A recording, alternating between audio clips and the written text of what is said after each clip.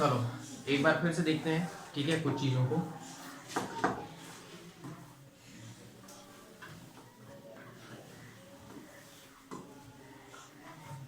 इस चैप्टर में देखो, जो वृत्त नामक चैप्टर है, इस चैप्टर में सिर्फ दो चीजों से मतलब अपन को, ठीक है ना, रेखाएं और रेखा के साथ साथ वृत्त, ठीक है ना, दो ही चीज में अपना पूरा कंप्लीट होगा, ठीक है, रेखा या कि वृत्त। और यहाँ पे जो टॉपिक अभी अपन देखते हैं ना, ये टॉपिक आपका 10.1 में भी कवर होगा और 10.2 में भी कवर होगा, दोनों में कवर होता है, ठीक ना, मतलब सिर्फ एक में नहीं, दो के दोनों में कवर होगा, क्योंकि समांतर रेखाओं वाले भी टॉपिक में भी अपन कवर करेंगे, ठीक है। तो देखिए, सबसे पहले तो हम ध्यान देते हैं वृत्त के बारे में। तो कुछ कंडीशंस रेखा और वृत्त के लिए, ठीक है, मैं लिख देता हूं टॉपिक, रेखा और वृत्त। रेखा और वृत्त। इसकी पहली कंडीशन अगर हम बात करते हैं, फर्स्ट, ये हमारे पास क्या है, सर्कल है, दो तीन सर्कल बनाते हैं अपन, ठीक है, एक सर्कल ये हो गया, ठीक।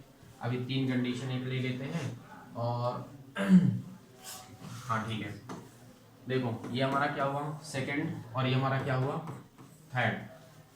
ये तो हमारे पास वृत्त हो गया। अब वृत्त के बाद हम उठाते हैं क्या, अगर हम बात करते हैं, देखो रेखा भी लेते हैं, ठीक है। अगर रेखा यहाँ से जा रही है, यानी वृत्त को टच भी नहीं कर रही है, अगर वृत्त को रेखा क्या नहीं कर रही है, टच नहीं की, ठीक है, तो इसका मतलब ये है तुम्हारे पास अप्रतिच्छेदी रेखा। क्या कहेंगे, अप्रतिच्छेदी रेखा, अप्रतिच्छेदी रेखा, ठीक है।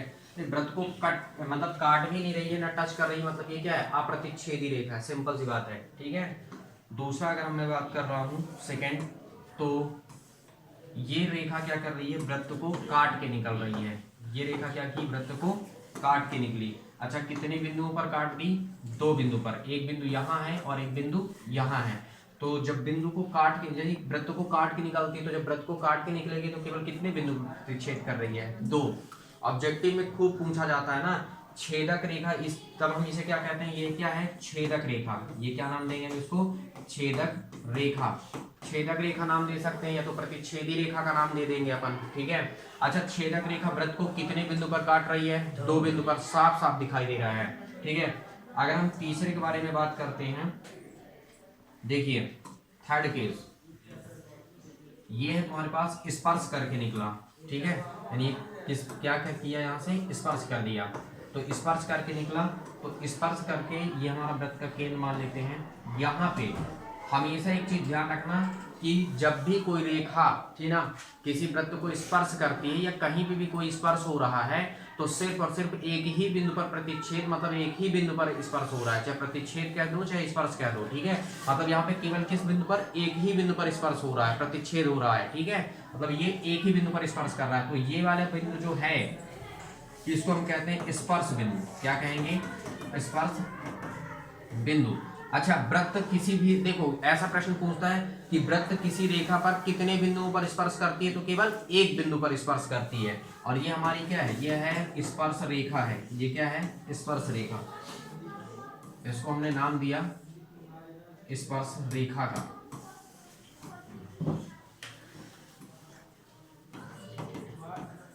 स्पर्श रेखा।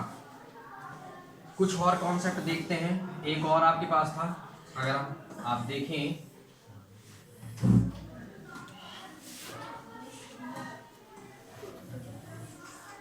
ये जानते हो, ये सब ध्यान रखने वाली बातें हैं, ठीक ना, मोस्ट इंपॉर्टेंट पॉइंट की बातें हैं ये सब।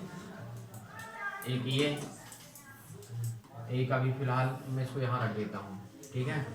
चौथा नंबर, ठीक है, एक आपको ये भी ध्यान रखना है कि वृत्त पर केवल दो ही समांतर रेखाएं हो सकती हैं, इसके अतिरिक्त समांतर रेखा हो ही नहीं सकती, ठीक है।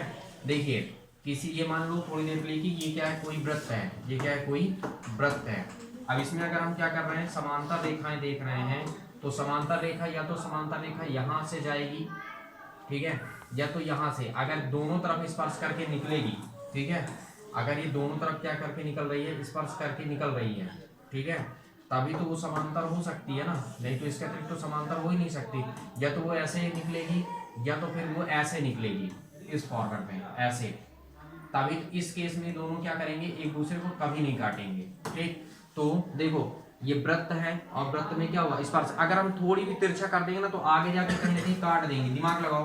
अगर नॉर्मली अगर देखें, अगर हम मान लेते हैं ऐसा कुछ दिखा रहे हैं, ऐसा करके दिखाए, मान लो तिरछा, अगर एक भी तिरछा पॉइंट हुआ तो ये जाके कहीं ना कहीं क्या करेंगे, काट देंगे आगे बढ़ के, है ना। तो ये आपको ध्यान रखना है कि कटेगा कब, कब नहीं कटेगा, तो केवल दो ही स्थिति में, दोनों आमने सामने अगर क्या हो रही है, सम्मुख भुजाएं से, मतलब यहाँ से निकल रहे हैं, तो एक कुल मिला के बात सीधी सी है कि किसी भी वृत्त पर केवल और केवल दो ही स्पर्श, समांतर दो ही स्पर्श रेखाएं हो सकती है। समांतर कितनी स्पर्श समांतर रेखाएं होती हैं, दो, ठीक ना। चाहे ऐसे आप बना दो चाहे ऐसे बना दो, इससे ज्यादा हो ही नहीं सकता। ये क्या है, वृत्त पर समांतर रेखाएं। ये क्या है, वृत्त पर समांतर समांतर रेखाएं। ठीक, ये आपके पास बन गया, ये बना वृत्त पर समांतर रेखाएं। अच्छा, एक और केस मैं बता देता हूं, ठीक है, कि हम किसी भी वृत्त पर क्या कर सकते हैं, किसी भी वृत्त पर अनंत स्पर्श रेखा खींच सकते हैं। ठीक, यानी ये तुम्हारे पास क्या हुआ, सर्कल हुआ। ठीक, ये हमारे पास आ गया सर्कल, और इस सर्कल पे अब हमको क्या करना है, स्पर्श रेखाएं खींचनी है। ठीक है, तो चलो देखते हैं, खींचते हैं स्पर्श रेखा। देखो, या तो हम यहाँ से खींच सकते हैं, या तो हम ऐसे स्पर्श कर सकते हैं, बस हमको स्पर्श तो करवाना है। ठीक है, ये स्पर्श हो गया। ठीक है, यहाँ से मान लो हम ऐसे स्पर्श कर दिए, ये स्पर्श कर दिए, ये स्पर्श करके जा रहा है, या फिर हम यहाँ से स्पर्श करके दिखा दिए। तो किसी भी वृत्त पर कितनी स्पर्श रेखाएं हो सकती हैं, तो ये सब स्पर्श करके निकला, देखो बीच बीच से सब टच करके निकले, तो किसी भी वृत्त पर क्या हो सकती हैं, अनंत स्पर्श रेखाएं हो सकती हैं। कितनी हो सकती हैं, अनंत स्पर्श रेखाएं।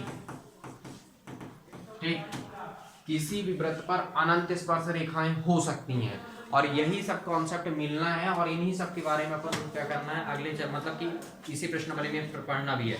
इसका एक सबसे मोस्ट इंपॉर्टेंट प्रमेय जो था, जिसको अभी अपन देख चुके हैं, है ना, एक बार और देखते हैं, तो सारी चीजें क्या रहेंगी, उससे क्लियर रहेंगी।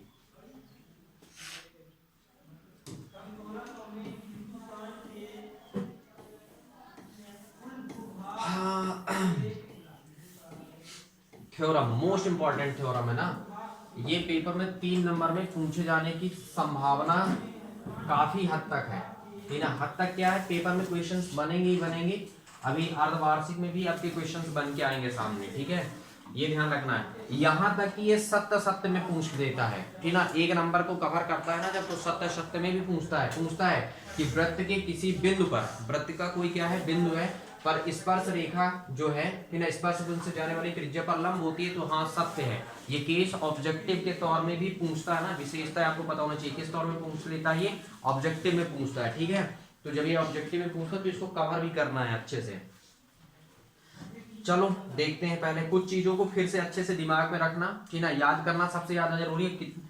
एक आध दो बार अच्छे से बिल्कुल दिमाग में रखोगे ना तो याद हो जाएगा, ठीक है ना, कोई दिक्कत नहीं होगी। देखो मेन बात क्या है, ये आपके पास क्या है, सर्कल है। ठीक है, ये आपके पास क्या है, सर्कल। अच्छा, ये एक चीज आप ध्यान रखो पहले से, ठीक है, कि त्रिज्या सदैव परिधि पर क्या होती है, लंब होती है। त्रिज्या जो होती है वो परिधि पर क्या होती है, लंब होती है। कहीं पे भी तुम बना दो, त्रिज्या सदैव परिधि पर क्या होती है, लंब। तो जब ये त्रिज्या तुम्हारे पास परिधि पर लंब होती है, जैसे मान लो सपोज दैट मैं इसको रोटेट किया, ठीक ना, तो इसका मतलब वो पता है यहाँ पे भी लंब है, ठीक है, यहाँ पे ये लंबवत ही बना है, यहाँ पे कोण कितने बन रहा है, यहाँ पे 90 का ही बन रहा है। त्रिज्या सदैव परिधि पर क्या होती है, लंब होती है ना, ये एक चीज आप विशेषता ध्यान रखिए। अच्छा, एक बात और, जब त्रिज्या सदैव क्या होती है, परिधि पर लंब होती है, यहीं से मेन कॉन्सेप्ट की बात है। अगर ये हम इसको नाम पी देते हैं, बात समझना, मैंने क्या कहा, त्रिज्या सदैव परिधि पर लंब होती है, त्रिज्या सदैव क्या होती है, परिधि पर लंब होती है। ठीक है, इसको मैं थोड़ी सी बड़ा करता हूं। ठीक, त्रिज्या क्या होती है, परिधि पर लंब होती है, मतलब 90 डिग्री का कोण बनाती है, कौन, त्रिज्या। लेकिन त्रिज्या चाहिए अपन को। अब यहाँ पे प्रूफ करने की बात क्या होती है, ध्यान से सुनना, ये जब स्पर्श रेखा कोई निकलती तो यानी यहाँ पे ये स्पर्श बिंदु पर स्पर्श करते हुए जाएगी, एक ही बिंदु पर स्पर्श करेगी। अगर हम यहाँ पे बिंदु क्या करते जाए, मानते जाए, अचीव कर लें कि यहाँ पे कोई ना कोई बिंदु है, तो देखो ये तो अगर ये मानते जाते हैं तो क्या दिख रहा है, चित्र के अकॉर्डिंग भी आपको दिख रहा है कि ये अगर हम नाम दे रहे हैं A B C D E, मान लो सपोज दैट नाम दे रहे हैं, तो ये क्या समझ में आ रहा है कि ओ से लेके ए की दूरी ज्यादा होगी, ओ से बी दूरी कम होगी, और धीरे धीरे जैसे जैसे हम क्या आते जाते हैं स्पर्श बिंदु की ओर आते जाते हैं, वैसे वैसे क्या हो रही है, दूरी क्या होती जा रही है, केंद्र से इस बिंदु की दूरी क्या हो जा रही है, कम होती जा रही है, दिख भी रहा है, ठीक है। और एक ऐसी स्थिति आएगी कि जब हम स्पर्श बिंदु के पास आ जाएंगे तो दूरी किसके बराबर हो जाएगी, त्रिज्या के बराबर हो जाएगी। किसके बराबर हो जाएगी, त्रिज्या के बराबर हो जाएगी। और अगर त्रिज्या के बराबर हो गई तो त्रिज्या तो खुद ही लंब होता है, तो इसका मतलब वो दूरी भी क्या हो गया, लंब हो गया। यही चीज है मेन, ठीक है, ध्यान रखना है, ठीक ना। मेन बात तुम्हारे पास सिर्फ और सिर्फ यही है, क्योंकि प्रश्न में देखो अगर थ्योरम बोल रहा है प्रश्न में, मतलब ये प्रमेय है, ऑब्जेक्टिव में भी बना लेता है, वो प्रमेय के नाम से कभी नहीं देगा ना, प्रमेय के नाम से कभी भी क्वेश्चन करता ही नहीं है, ठीक है। उस सामने क्या जोड़ेगा, एक शब्द जोड़ देता है, सिद्ध कीजिए कि वृत्त के किसी बिंदु पर स्पर्श रेखा, ठीक है। देखो वृत्त के किसी बिंदु पर स्पर्श रेखा, अब प्रश्न इतने से पढ़ना है पहले, ठीक ना। वृत्त के किसी बिंदु पर स्पर्श रेखा, वृत्त के किसी बिंदु पर, तो मतलब हमारे पास एक क्या होना चाहिए, वृत्त होना चाहिए। तो ये हमारे पास क्या बन गया, एक वृत्त बन गया, ठीक है। ये हमारे पास बन गया क्या, वृत्त। अच्छा ये वृत्त का हमारे पास क्या होगा, केंद्र, तो इसका मैंने नाम दे दिया क्या, ओ। वृत्त के किसी बिंदु पर स्पर्श रेखा, स्पर्श रेखा, तो चलो हमें ये वृत्त हो गया, और वृत्त के किसी बिंदु पर स्पर्श रेखा, तो हम चलो स्पर्श रेखा बना लेते हैं। तो ये हमारे पास क्या है, स्पर्श रेखा। मैंने एक स्पर्श रेखा यहाँ पे ड्रॉ कर दिया, ये हमारे पास क्या हो गया, स्पर्श रेखा हो गया, ठीक है। अच्छा स्पर्श रेखा, फिर देखो प्रश्न क्या कह रहा है आगे, अगर हम बात कर रहे हैं, ठीक, स्पर्श रेखा तक हो गया ना, क्या बोला, स्पर्श बिंदु से जाने वाली, ठीक ना, मतलब यहाँ पे क्या होगा, स्पर्श बिंदु, ये स्पर्श बिंदु को नाम क्या दे दिए, पी। स्पर्श बिंदु से जाने वाली त्रिज्या पर, मतलब स्पर्श बिंदु से जाने वाली त्रिज्या पर, ये तुम्हारे पास जो स्पर्श बिंदु से जा रही है त्रिज्या की ओर, ठीक, तो ये स्पर्श बिंदु से जाने वाली त्रिज्या पर क्या होती है, ये लंब होती है। जाने वाली त्रिज्या पर क्या होती है, लंब होती है। मतलब आपको ये प्रूफ करना है कि ये क्या है आपके पास 90 डिग्री का कोण बना रहा है। यहाँ पे कितने डिग्री कोण बन रहा है, 90 का, ठीक है। ये चीज तुमको क्या करना, प्रूफ करके रखना है, ठीक ना। फाइनल मेन यही करना है कि मतलब प्रश्न कह रहा है कि वृत्त के किसी बिंदु पर, हम इस वृत्त पर यही ये बिंदु ले रहे हैं, ठीक ना, बिंदु पर स्पर्श रेखा, तो ये स्पर्श रेखा है, तो ये स्पर्श बिंदु बन जाएगा, ठीक ना। क्या बोला गया, स्पर्श बिंदु से जाने वाली त्रिज्या पर लंब होती, मतलब यहाँ पे आपको लंबवत प्रूफ करना है। तो इसको मैं नाम दे देता हूँ थोड़ी देर के लिए कि ये जो हमारी स्पर्श रेखा है, ये क्या है, एक्स और वाई स्पर्श रेखा है, ठीक है। और मैं यहाँ पे एक थोड़ी सी देर के लिए क्या करता हूँ, एक बिंदु अचीव करता हूँ, और इस बिंदु को मैं मान लेता हूँ क्या, कि ये बिंदु क्या है मेरे पास, क्यू है, ठीक है, जो वृत्त के कहाँ स्थित है, बाहर। डायग्राम सेम बिल्कुल आपको बनाना है, सारी चीजें, ठीक है। अब ध्यान से सिर्फ सुनना है। अब आप पहले, सबसे पहले, क्योंकि प्रमेय है और इसको सिद्ध करने के लिए जब भी बोलते हैं तो पहले आप क्या करोगे, दिया है कि प्रोसेस लिखोगे। जब आप करोगे क्या, हल, तो आप क्या लिखोगे, दिया है। अच्छा क्या दिया है, ओ वृत्त का केंद्र है, एक्स वाई स्पर्श रेखा है, तथा बिंदु पी क्या है, स्पर्श बिंदु है। तो आप मान सकते हो, ठीक है। मानने के कई तरीके हो सकते हैं, ठीक है, जरूरी नहीं कि एक ही तरीका हो सकता है, ठीक है, किसी भी तरीके से आप लिख सकते हो, इससे कोई फर्क नहीं पड़ता है, ठीक है। अभी फिलहाल मैं मानता हूं, मान लेते हैं कि ओ वृत्त का, ठीक है, यानी ओ केंद्र का एक वृत्त है, ठीक है, दिया है, ओ केंद्र का एक क्या है, एक वृत्त है, ठीक है। ये हमने क्या कर लिया, मान लिया कि ओ केंद्र का क्या है, एक वृत्त है, ठीक है, जिसमें क्या है, तुम्हारे पास पी स्पर्श बिंदु तथा क्या है, एक्स वाई स्पर्श रेखा है, जिसमें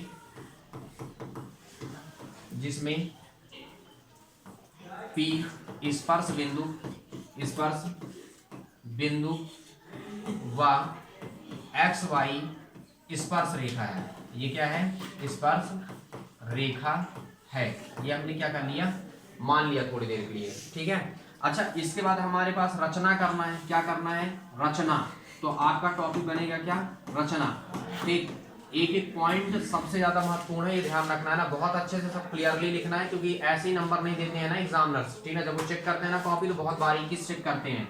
देखो हमने रचना क्या किया, एडिशनल काम क्या किया था कि एक बिंदु हमने क्या लिया है, क्यू लिया है, ठीक है। और हम क्या करते हैं, देखो तो हमने क्या किया, रेखा एक्स वाई पर बिंदु पी के अतिरिक्त एक बिंदु हमने क्या लिया है, क्यू लिया है, और उसके साथ क्या कर दिया, मिला दिया। तो हम मानेंगे, यहाँ पे बताएंगे रचना हम क्या कर रहे हैं, तो आप बताओगे रेखा एक्स वाई पर बिंदु पी के अतिरिक्त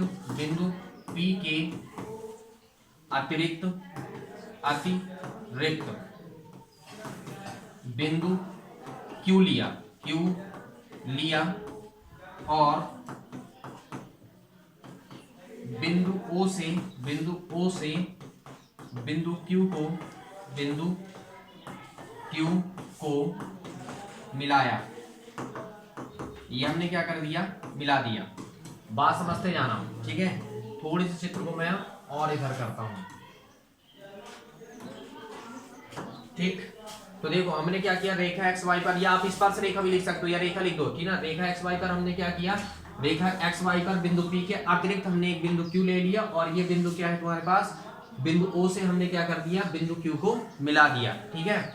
ये तुम्हारे पास था रचना। अच्छा, सिद्ध क्या करना है, आप लिख सकते हो यहाँ पे, सिद्ध करना है। हमको रियल में प्रूफ क्या करना है, हमको ये प्रूफ करना है कि जो ओपी है वो एक्स वाई रेखा पर क्या है, लंब है। क्योंकि प्रश्न यही कह रहा है कि भैया आपको सिद्ध करना है कि ओपी जो है वो रेखा एक्स वाई पर क्या है, लंब है। तो सिद्ध करने के लिए आप बताओगे क्या कि ओपी लंब है किस पर, एक्स वाई पर। चाहे आप हिंदी में लिख दो, चाहे ये लंब का संकेत है ना, ये जो उल्टा टिप टाइप में दिख रहा है ये क्या है, लंब का संकेत है, ठीक है। या तो आप चाहे हिंदी में लिख दीजिए कि ओपी क्या है, त्रिज्या पर क्या है, लंब है। ये आपको प्रूफ करना है। अच्छा, अब इसके पश्चात अपन को चलना किसमें, उपपत्ति में, ठीक ना। तो चलिए चलते हैं उपपत्ति में। उपपत्ति में हमने क्या किया, चूंकि अब हम रचना जो करते हैं उसी से मानना स्टार्ट करेंगे। तो उपपत्ति में हम क्या बताएंगे, बिंदु जो क्यू है वो क्या है, वृत्त के बाहर स्थित है। आप लिखोगे क्या बताओगे, बिंदु क्यू वृत्त के बाहर स्थित है, ठीक। देखा, बिंदु जो क्यू है वो क्या है, वृत्त के बाहर स्थित है, ठीक है। आता है क्या है, आता है, आप लिखोगे आता है बिंदु ओ से बिंदु क्यू की दूरी, आता है बिंदु, या फिर आप कह सकते हो पहले इससे इसको बताओ या इससे इससे को बता दो, ना किसी को बता दो। आता है केंद्र ओ से बिंदु क्यू की दूरी, नाम भी दे देते हैं ओ क्यू। केंद्र से बिंदु क्यू की दूरी ओ क्यू जो है वो त्रिज्या से क्या होगी, त्रिज्या से अधिक होगी। सिर्फ लिखने का नंबर मिलेगा, बार बार बता रहा हूं मैं, ठीक ना। लिखने के तरीके का नंबर मिलता है और किसी का नंबर नहीं मिलेगा, ठीक ना। अगर आप अच्छे से लिखोगे तभी नंबर पाओगे। तो हमने क्या बताया कि जो देखो बिंदु पी जो है, बिंदु क्यू जो है वो वृत्त के बाहर स्थित है, दिख भी रहा है। तो इस केस में क्या होगा, अतः केंद्र से बिंदु ओ की जो दूरी है वो क्या होगी, त्रिज्या से अधिक होगी। यहां से यहां तक तो केवल इतना त्रिज्या पे, तो वैसे भी दिख रहा है कि बड़ा है, ठीक ना। तो यहां से यहां तक की दूरी क्या है, बड़ी दूरी है, ठीक है। तो इसका मतलब क्या हो जाएगा, यहाँ पे आता है, देखो जो यहां से यहां तक, इसको मैं नाम भी दे देता हूं, एक नाम दे देता हूं क्या, आर। त्रिज्या में एक नाम ले लेता हूं थोड़ी देर के लिए, क्या, आर। तो आता है क्या हुआ, समझ में आया कि देखो वहां से वहां तक की दूरी, यानी ओ से लेके क्यू की दूरी जो बड़ी है किससे, त्रिज्या से, ठीक है, स्मॉल आर से, ठीक है।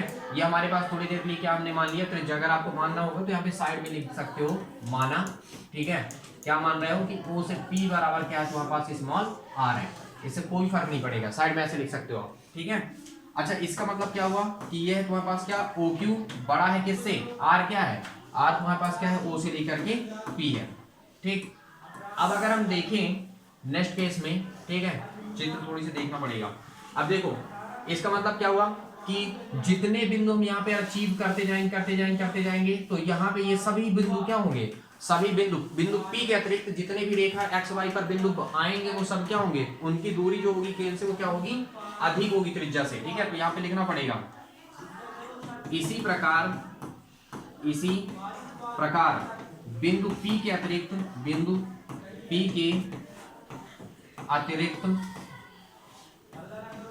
रेखा एक्स वाई पर, किस रेखा पर, रेखा एक्स वाई पर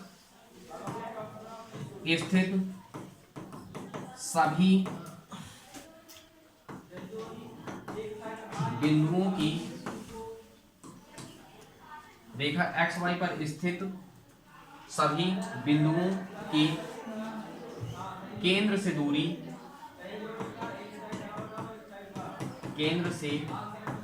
दूरी त्रिज्या से अधिक होगी।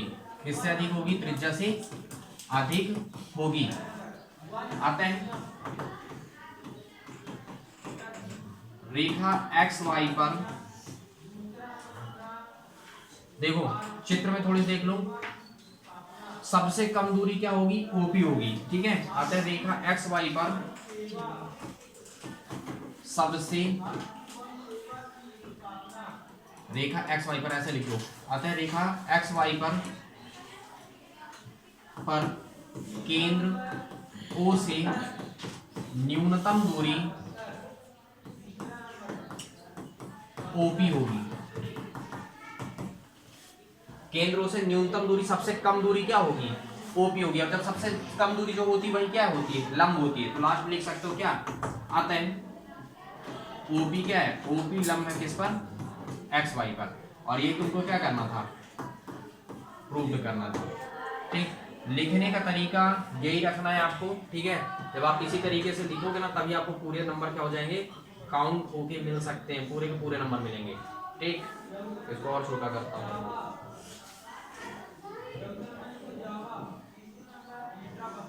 ठीक, ये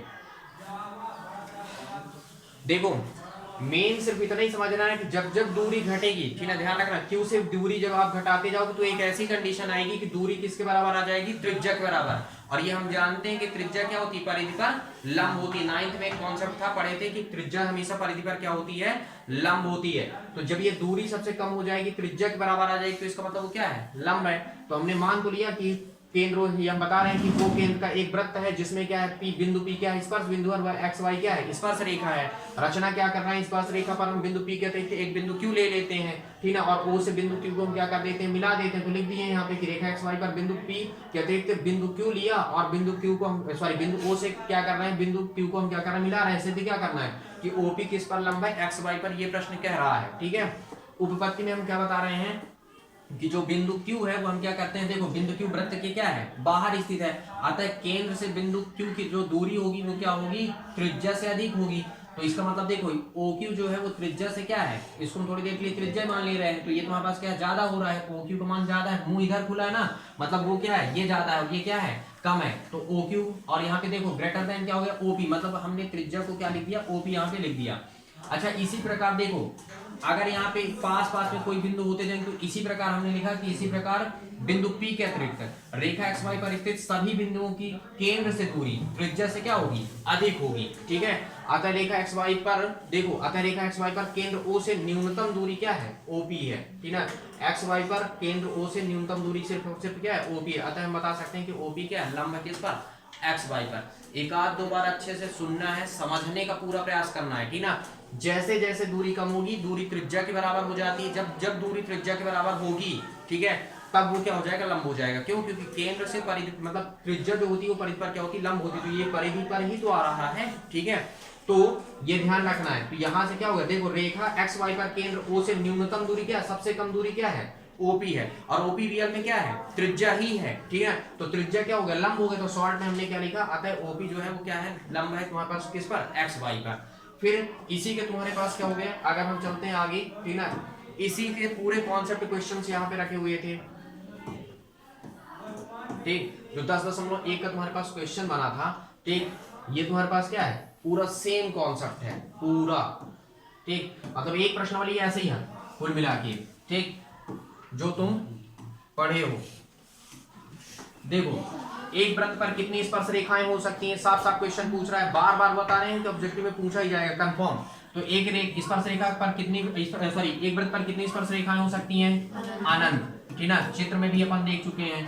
ठीक है, किसी वृत्त, देखो किसी वृत्त को स्पर्श रेखा उसे बिंदुओं पर प्रतिच्छेद करती है। किसी वृत्त, देखो क्या बोला? किसी वृत्त की स्पर्श रेखा उसे कितनी बिंदु पर प्रतिच्छेद करती है? सिर्फ एक बिंदु पर। ये था तुम्हारे पास क्या?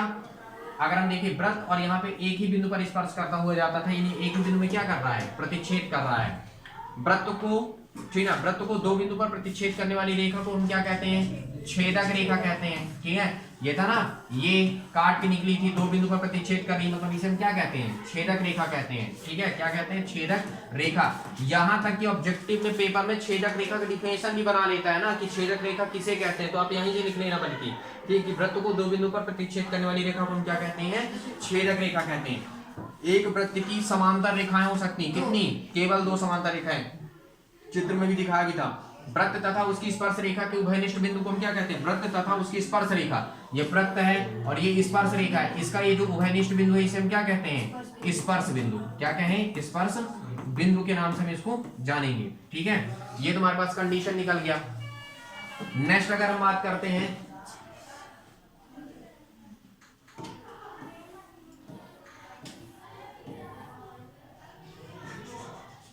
ये दोनों क्वेश्चन थे, है ना, तो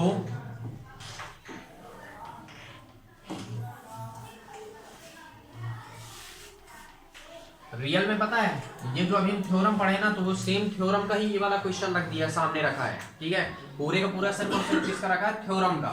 और इस थ्योरम को तुमको क्या करना है, कंप्लीट करना है। ठीक है, देखो जैसे 5 सेंटीमीटर त्रिज्या वाले एक वृत्त के बिंदु P पर स्पर्श रेखा PQ केंद्र O से जाने वाली रेखा से Q इस प्रकार मिलती है कि OQ का मान कितना, 12 सेंटीमीटर, तो PQ की तुमको क्या ज्ञात करनी है, लंबाई ज्ञात करनी है।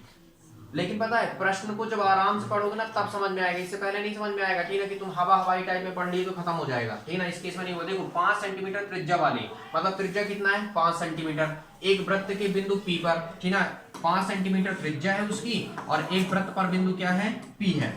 खुद बता रहा है कि ये तुम्हारे पास क्या हुआ, त्रिज्या। तो दिमाग लगाइए आप कि ये आपके पास क्या है,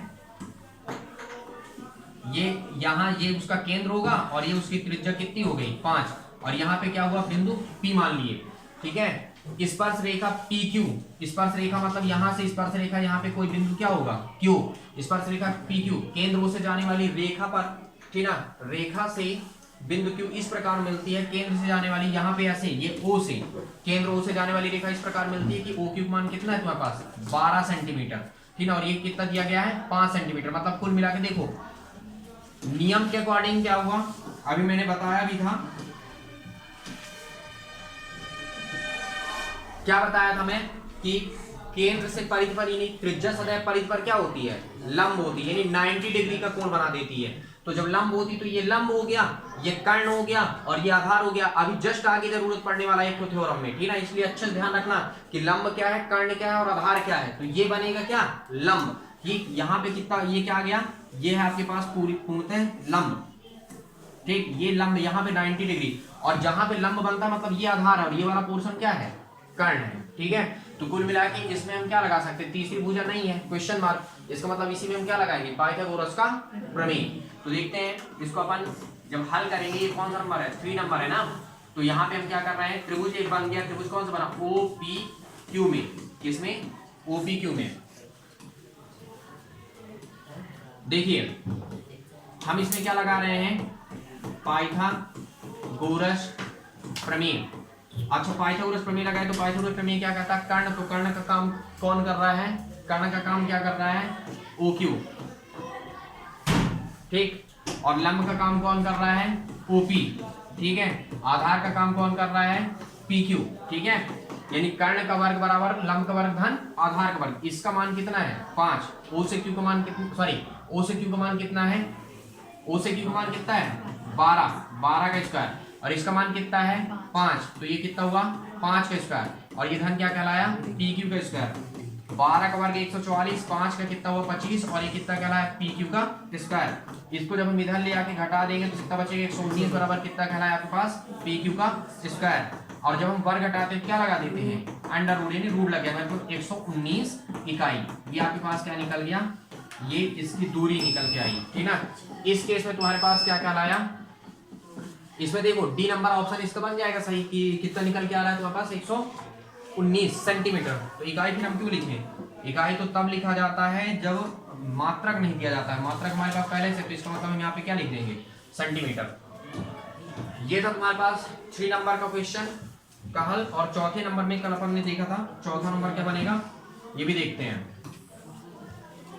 चौथा प्रश्न बहुत ही गौर से और आराम से पढ़ना था। क्या बताया था? एक वृत्त खींचिए। खुद बता रहा है प्रश्न की क्या करना है आपको, एक वृत्त खींचना है। ये खींच लिया एक वृत्त, ठीक, ये हमने क्या किया, एक वृत्त खींच लिया। फिर क्या बोला, अच्छा इस वृत्त का हमारे पास यहाँ पे क्या होगा, केंद्र होगा, ठीक है।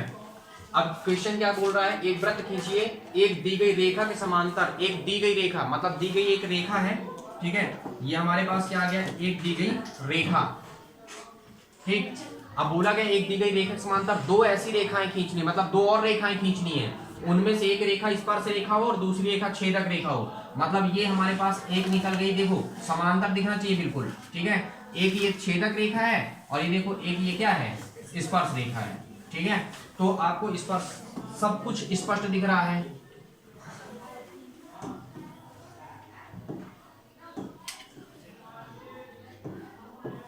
इसको हम थोड़ी से बोल्ड कर देते हैं, ठीक। तो देखो ये हमारे पास क्या आ गई, ये है स्पर्श रेखा, ये क्या है, स्पर्श रेखा, इसे हम क्या कहेंगे, छेदक रेखा, ठीक है।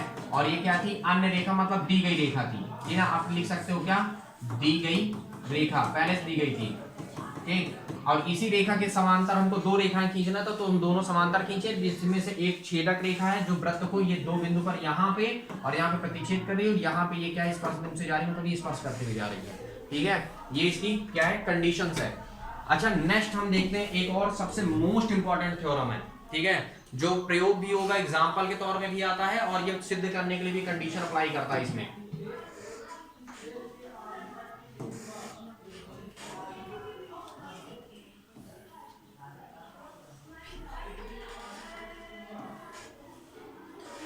कुछ स्थितियां भी पहले पढ़ लेना है, ठीक ना। एक सेकंड,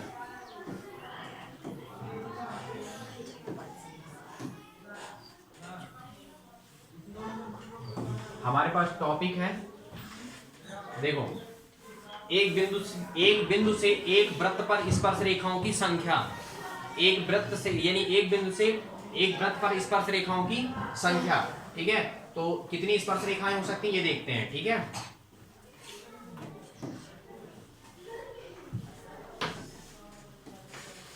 पहली स्थिति,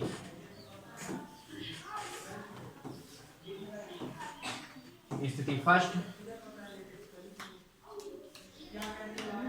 ये सारी स्थितियां पता है ऑब्जेक्टिव में खूब पूछा जाएगा, ठीक है ना, ध्यान रखना इस चीज का, अच्छे से नोट्स में लिखने के पश्चात कई बार पढ़ना, ताकि वो सारी चीजें क्या हो सकें, कवर हो जाएं, ठीक है। दो स्थितियां ये, देखो ध्यान से सुनो पहले, एक बिंदु से, कितने बिंदु से, एक बिंदु से, ठीक है, एक बिंदु से एक वृत्त पर स्पर्श रेखाओं की संख्या, एक बिंदु से एक वृत्त पर स्पर्श रेखाओं की संख्या।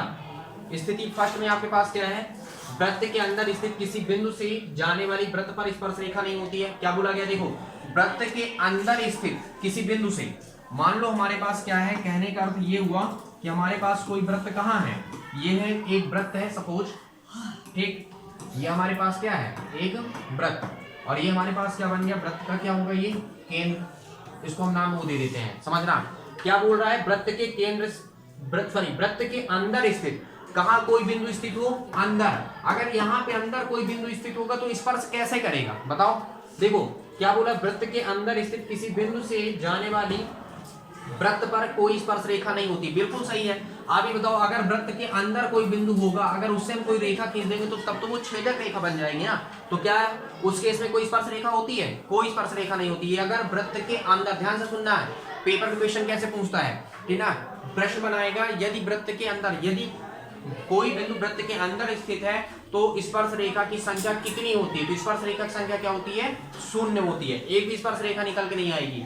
कहां से निकलेगा बताओ, अगर वृत्त के अंदर कोई बिंदु है, अगर हम किसी भी बिंदु से, अगर मान लो स्पर्श रेखा, वैसे स्पर्श हम कर ही नहीं सकते, स्पर्श खींच ही नहीं पाएंगे, बस उस बिंदु से जाने वाली रेखा को खींच सकते हैं, और अगर खींचेंगे तो वृत्त को क्या करेगी, काट देगी, और वृत्त को काट दी तो इसका मतलब क्या हुआ, वो छेदक रेखा बन जाएगी, ठीक है।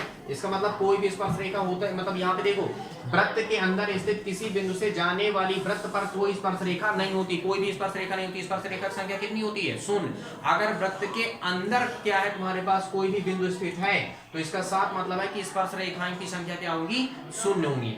देखो वृत्त पर स्थित किसी बिंदु से, वृत्त पर स्थित किसी बिंदु से वृत्त पर एक और केवल एक स्पर्श रेखा हो सकती है। मतलब स्पर्श रेखा की संख्या कितनी होगी? वृत्त पर स्थित किसी बिंदु से वृत्त पर एक और केवल एक स्पर्श रेखा है। जैसे मान लो वृत्त पर एक कोई बिंदु यहाँ पर स्थित है, तो इससे केवल एक ही स्पर्श रेखा बनेगी, है ना। अगर वृत्त पर एक बिंदु है, देखो बात को सिर्फ समझना है तभी समझ में आएगा, नहीं तो ये समझ पाओगे फिर। वृत्त पर स्थित किसी बिंदु से, वृत्त पर स्थित किसी बिंदु, एक बिंदु हम उठा लेते हैं, वृत्त पर, ठीक ना, वृत्त पर स्थित किसी बिंदु से वृत्त पर एक और केवल एक स्पर्श रेखा होती है, ठीक है। मतलब अगर एक बिंदु हम लेते हैं तो उससे कितनी स्पर्श रेखा निकलेंगी? सिर्फ एक स्पर्श रेखा निकलेगी। नेक्स्ट क्या बोला है तुम्हारे पास? अगर हम देखें, वृत्त के बाहर स्थित किसी बिंदु से जाने वाली वृत्त पर दो और केवल दो स्पर्श रेखाएं होती हैं। देखो मान लो वृत्त के बाहर स्थित है एक, यहाँ पे ये देखो, ये मान लेते हैं हमारे पास क्या है, वृत्त है, और ये वृत्त के हमारे पास क्या है, बाहर एक बिंदु स्थित है। ये मैंने बाहर एक बिंदु स्थित कर दिया, तो कितनी स्पर्श रेखाएं जा सकती हैं ये पूछ रहा है। तो हमारे पास देखो एक स्पर्श रेखा यहाँ से निकल जाएगी, एक स्पर्श रेखा इधर से निकल जाएगी। अब तुम ये नहीं कह सकते कि सर इधर से निकल जाएगी, इधर से निकल जाएगी तो वृत्त को काट रही है, स्पर्श नहीं कर रही है, समझ रहे हो। तो ये ध्यान रखना, अगर बिंदु के मेन कॉन्सेप्ट सिर्फ इतना है, ठीक है। अगर वृत्त के अंदर बिंदु स्थित है तो स्पर्श रेखा की संख्या 0 होगी, ठीक है। और अगर मान लो वृत्त के बाहर स्थित है कोई बिंदु, ठीक है, तो स्पर्श रेखा की संख्या कितनी होगी? 2। और अगर वृत्त पर ही कोई बिंदु है तो उसमें स्पर्श रेखा की संख्या कितनी होगी? 1, ठीक है। अगर वृत्त के पृष्ठ पर, कहने का ये मतलब है कि अगर मान लेते हैं कोई वृत्त है, वृत्त के अंदर स्पर्श कोई बिंदु है तो स्पर्श रेखा की संख्या होगी कितनी? 0। और अगर मान लो बाहर है तब 2 स्पर्श रेखाएं होंगी। और अगर मान लो कोई बिंदु यहाँ पे वृत्त के पृष्ठ पर ही कोई बिंदु है तो इससे स्पर्श रेखा कितनी गुजरती है? केवल 1। और यही कॉन्सेप्ट पूरा का पूरा दिया है यहाँ पे, ठीक है। ये ध्यान रखना है तुमको, लिख लेना इसको, ठीक है। या अंडरलाइन कर लेना जो भी करना होगा, मैं इसको भी साइड में करता हूँ।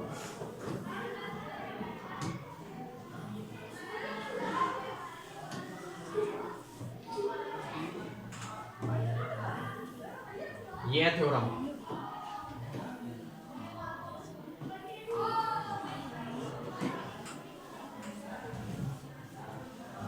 प्रश्न लिख लो, प्रश्न बता के लिखो।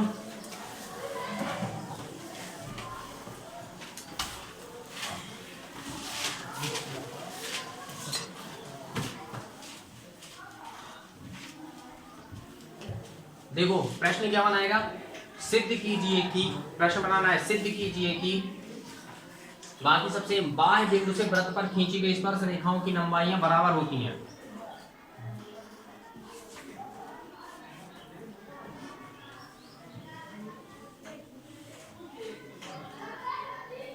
सिद्ध कीजिए कि बाह्य बिंदु से वृत्त पर खींची गई स्पर्श रेखाओं की लंबाइयां बराबर होती हैं।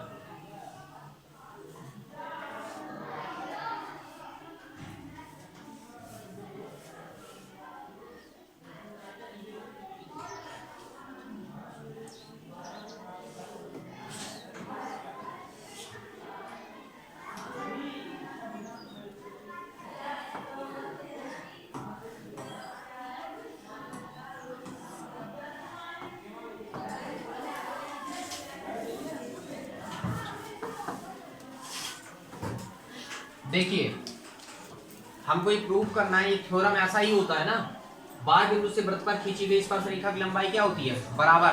ध्यान से सुनना,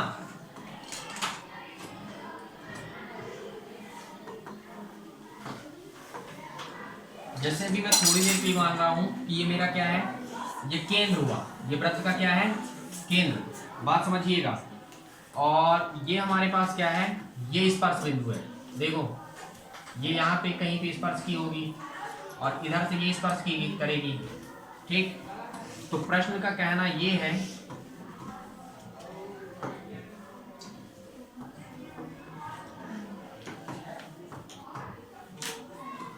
ये वाले बिंदु को हम मान लेते हैं क्या? P, कि वृत्त के बाहर स्थित है कोई बिंदु और यहाँ से 2 स्पर्श रेखाएं चली, ठीक ना। तो हमको ये प्रूव करना है कि ये वाली स्पर्श रेखा और ये वाली, चलो मैं इसको नाम दे देता हूँ क्या? Q, और यहाँ पे मैं नाम दे देता हूँ क्या? R। मतलब हमको प्रूव क्या करना है प्रश्न के अकॉर्डिंग, मतलब अगर प्रश्न बनाया हो कि सिद्ध कर क्या करना है कि बाह्य बिंदु से, ये बाहर का बिंदु है, वृत्त पर खींची गई स्पर्श रेखा, ये वृत्त पर हमने क्या कर दिया? स्पर्श रेखा खींच दिया, रेखाओं की लंबाई क्या होती है, बराबर होती है। मतलब हमको ये प्रमाणित करना है कि ये वाली रेखा और ये वाली रेखा दोनों आपस में क्या है, बराबर होती है। ये हमको क्या करना है, प्रूफ करना है। देखो एक रचना मैं करता हूं, और रचना मैं क्या कर रहा हूं, ध्यान से देखना। मैंने ये केंद्र से इसको मिला दिया, बिंदु P को मिला दिया, और ये मैंने लंब डाल दिया, एक त्रिज्या ये मैंने मेरे पास हो गया, और ये त्रिज्या मेरे पास ये हो गया। ठीक है, लंब डाल दिए ना। तो जब हम लंब डालेंगे, बात समझना, जब ये लंब डालते तो मतलब ये और ये दोनों क्या है, त्रिज्या है। ये केंद्र है, ये त्रिज्या है, ये भी त्रिज्या है। मतलब इसका मतलब O से लेके Q की दूरी और O से लेके R की दूरी आपस में दोनों क्या होंगे, बराबर होंगे। इन आपस में दोनों क्या होंगे, ये बराबर होंगे। तो जब ये बराबर होंगे तो ध्यान से सुनना और समझना है। देखो हम आज सबसे पहले क्या करेंगे, हल। हल में हम क्या लिखना है, हमें O वृत्त का केंद्र है, ठीक ना, जिसमें क्या है तुम्हारे पास, हम मान लेते हैं, माना O क्या है, वृत्त का केंद्र है, और बिंदु P क्या है तुम्हारे पास, बाह्य बिंदु है, और बाह्य बिंदु से दो स्पर्श रेखाएं कौन कौन, PQ और क्या खींची गई हैं, PR खींची गई हैं। ठीक है, तो चलो देखते हैं। O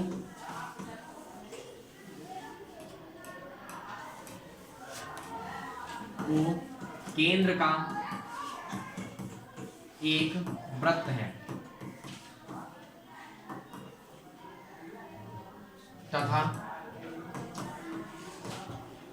तथा बिंदु P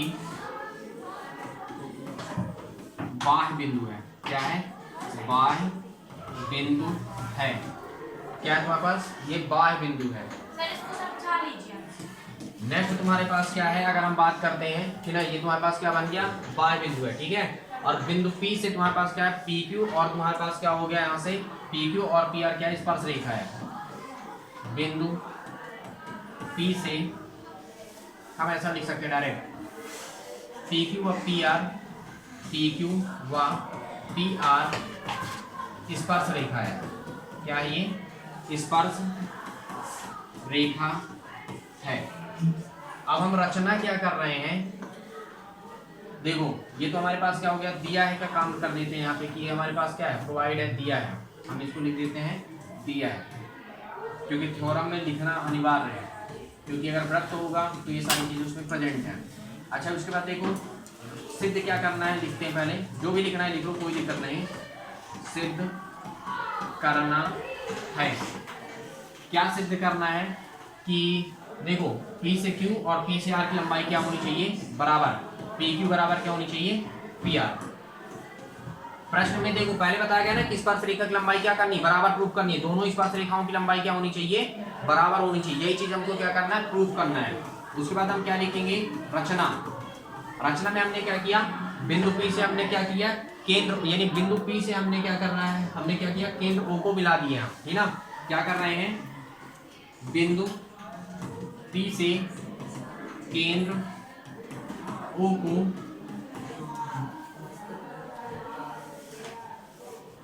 और O से Q व R को, Q व R को मिलाया। ये हमारा काम था, ये हमने यहाँ पे क्या कर दिया, मिला दिया। अच्छा, अब उपपत्ति में चलते हैं। पता है दो केस बन सकते हैं यहाँ से, यानी दो तरीके हैं इसको प्रूफ करने के। ठीक है, कितने केस है, दो। अब हम बात करते हैं उपपत्ति। ध्यान से देखो, ये तो त्रिज्या है ना, O से Q क्या है, त्रिज्या, और त्रिज्या परिधि पर क्या होती है, लंब। मतलब लंब कहाँ पे हुई, यहाँ पे, और ये यहाँ पे भी लंब हुआ। ठीक है, तो इसका मतलब ये तुम्हारे पास लंब हो गया और ये काम करने लग गया आधार का, तो OP वाला पार्ट क्या बन गया, कर्ण। समझ रहे हो बात मैं क्या कह रहा हूँ, बात समझ रहे हैं यहाँ पे। देखो केंद्र से त्रिज्या पर क्या, ये जो त्रिज्या है वो परिधि पर क्या हो गई, लंब हो गई। तो जब लंब हो गई तो इसका मतलब ये लंब है और ये आधार है और ये वाला पोर्शन क्या है, कर्ण है। तो ध्यान से देखो, त्रिभुज क्या बना, त्रिभुज किसमें, यहाँ पे देखो OQP में, किसमें, OQP में। अच्छा, जब ये तुम्हारे पास लंब बन रहा है तो हम एक काम करते हैं ना, पाइथागोरस प्रमेय लगा देते हैं। क्या लगा दें, पाइथागोरस प्रमेय। ठीक है, में पाइथागोरस प्रमेय से, किससे, पाइथागोरस प्रमेय से, किससे, पाइथागोरस प्रमेय से। तो इसका मतलब क्या हुआ, जब पाइथागोरस प्रमेय की अगर हम बात कर रहे हैं तो देखो कर्ण कौन काम कर रहा है, कर्ण काम कौन कर रहा है, OP।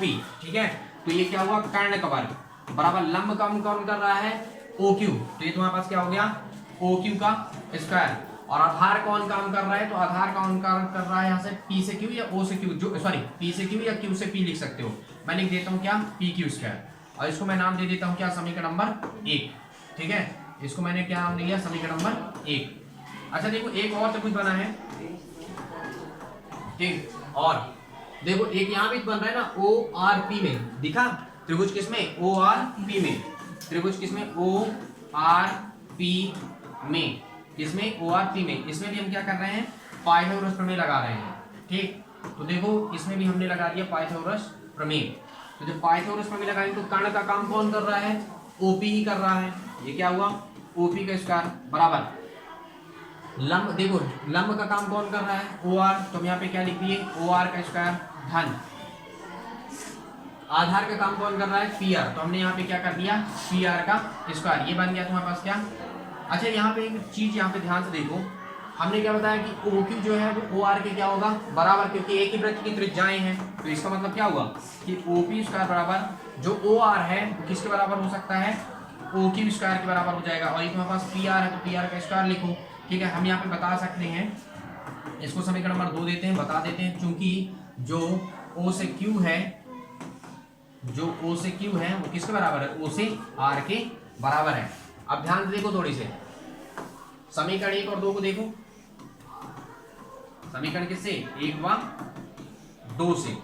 अगर हम समीकरण 1 और 2 को देखते हैं तो क्या हो गया, ओपी स्क्वायर, देखो दोनों के पार्ट क्या है यहाँ से, ठीक ना, एलएचएस पार्ट बराबर, तो इसका मतलब आरएचएस बराबर हो जाएगा। इसका मतलब क्या हुआ कि ओ क्यू का स्क्वायर धन पी क्यू का स्क्वायर बराबर ओ क्यू का स्क्वायर और धन क्या हुआ, पी आर का स्क्वायर। दोनों तरफ से ये से क्या हुआ, कैंसिल हो गया। अब यहाँ पे देखो पी क्यू का स्क्वायर बराबर कितना हुआ, पी आर का स्क्वायर हुआ।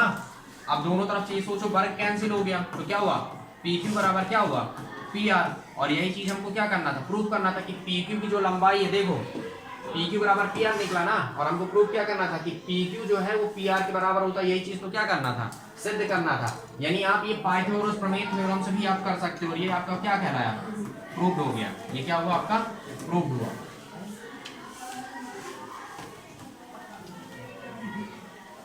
एक सेकंड, मैं इसको आधा यहाँ लिख देता हूँ, कर देता हूँ यहाँ।